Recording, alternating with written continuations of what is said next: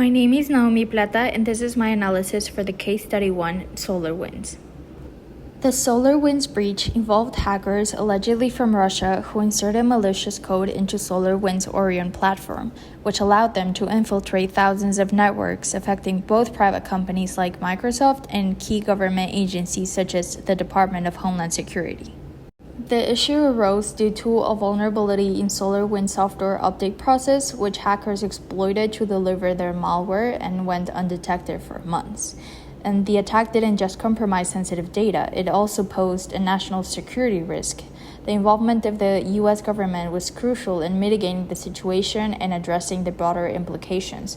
Their involvement reflected the need for stronger collaboration between the public and private sector to better protect critical infrastructure from future threats. At its core, the SolarWinds attack exposed severe weaknesses in supply chain security. Why is it a big deal? Well, a breach like this doesn't just affect one company. It can ripple out and impact national security, the economy, and public trust. It serves as a wake-up call for everyone in the tech industry, reminding us that cybersecurity policies need to be stricter and more collaborative between private and public sectors.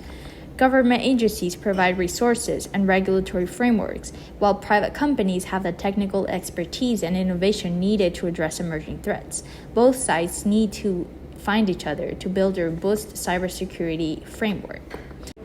Looking ahead, stronger policies are essential as more critical infrastructure relies on technology and the risk is only increasing.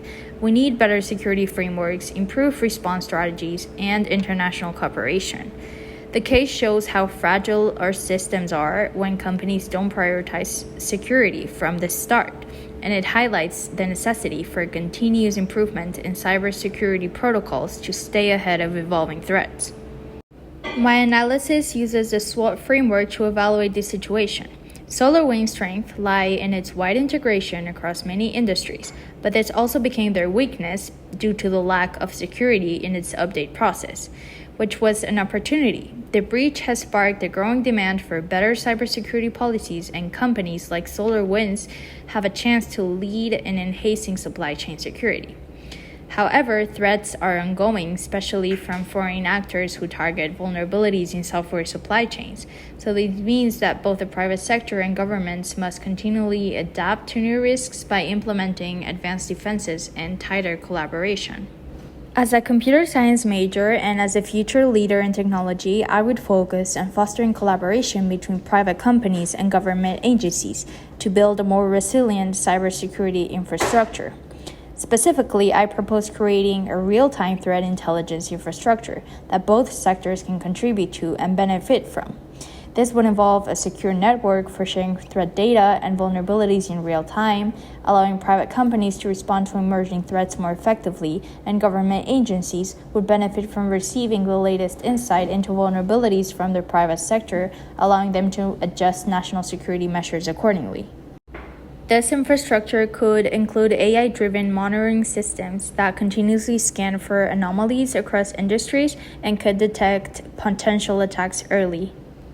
Government-led initiatives could standardize the cybersecurity requirements for critical sectors and ensure that private companies meet the highest security standards.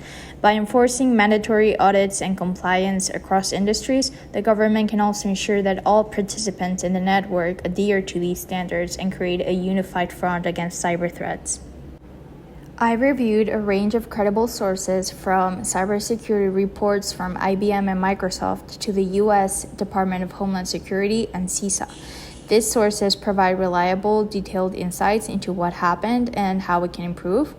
While I did find these sources trustworthy, there are still some gaps in understanding the full impact of the breach, especially in the long-term effects on government and corporate infrastructures, but as the investigation still continues, more details are to be expected.